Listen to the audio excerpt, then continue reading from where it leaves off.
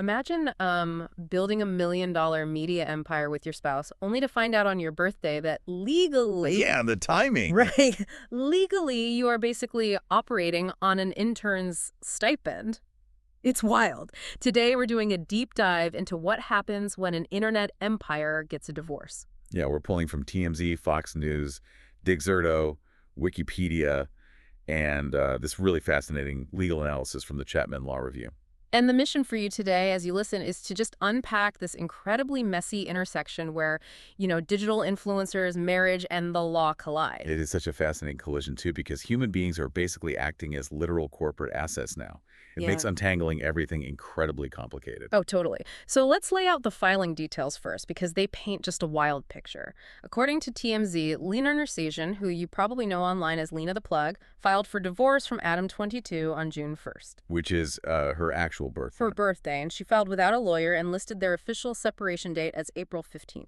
Tax day, I mean, the timeline there certainly sends a message. It really does. So she's asking for full custody of their 5-year-old daughter, Parker, and get this, half of their $1.1 million entertainment studio. Right, but here's the financial puzzle that just doesn't make sense. Yeah.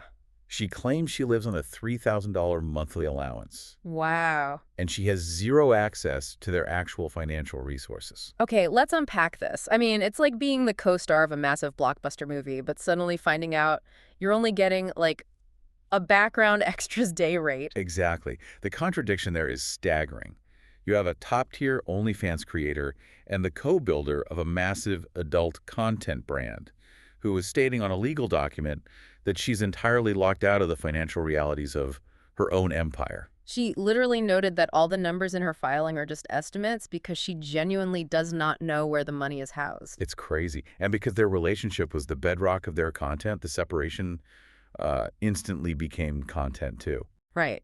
Because right after the news broke, Adam22 posted a picture of a wall with freedom written on it. Oh, the Freedom Post. Yeah, and he played Jay-Z's Girls, Girls, Girls in the background and literally told black women to DM him for free cars.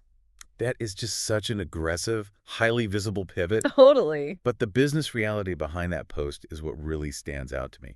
The very next day, a new episode of their joint Plug Talk podcast dropped. Wait, really? The next day? The very next day, they both promoted it. Lena even liked and commented on the promotional post. See, that is the part that makes you pause. They are in the middle of a scorched earth divorce filing, yet the content machine is still humming along. Yeah, it never stops. It really makes you wonder if an influencer business is simply too big to pause for something as personal as a divorce. And that tension is exactly what courts are struggling with right now.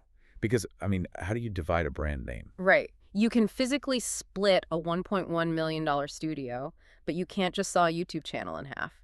Exactly. So the Chapman Law Review explores this concept called celebrity goodwill to solve this. It's basically the measurable dollar value of a star's reputation. Wait, but how do you actually measure that? Like, how do you put a hard dollar value on likes or comments or just, a reputation? So forensic accountants will look at earning potential. They calculate what a person earns purely because of their name recognition above what an average person in that exact profession makes. Oh, interesting. Yeah, and states like New York and New Jersey recognize this as marital property.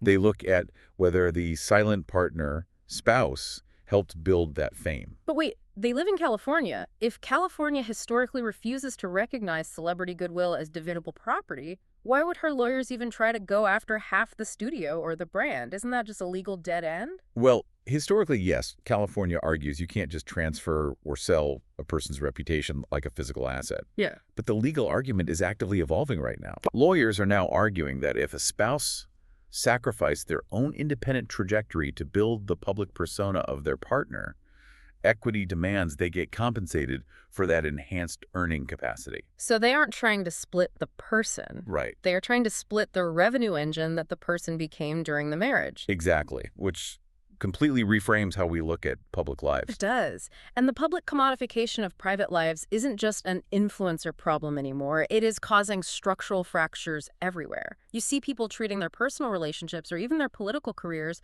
as consumable content. We see it across the board, honestly. Yeah. Our sources highlight several recent high-profile clashes. Like Fox News reported the split of pop star Camila Cabello and the billionaire heir Henry Jr. Chelhoub. Yeah, and it extends way beyond entertainment. TMZ reported that Representative Anna Paulina Luna stated she was assaulted by a Code Pink protester on Capitol Hill. Oh, wow. Yeah, an incident caught on video. And look, we aren't taking sides on the politics of that. We are just impartially reporting the source material here. But it perfectly illustrates how the pressure of living a highly publicized, content-driven life is turning the public square into a literal pressure cooker. Definitely. When every single moment of your life is monetized, scrutinized, and turned into a broadcast, the boundaries between the personal and the professional don't just blur, they just disappear completely. Yeah, they're gone. So what does this all mean for you? It means the traditional rules of a partnership are being completely rewritten by the creator economy. Personal brands are now corporate assets, complete with shareholders, revenue streams, and liabilities. Yep, completely corporate. Which leaves you with this provocative thought to chew on today. If a modern marriage is monetized as daily content, does the divorce legally become just another business liquidation sale?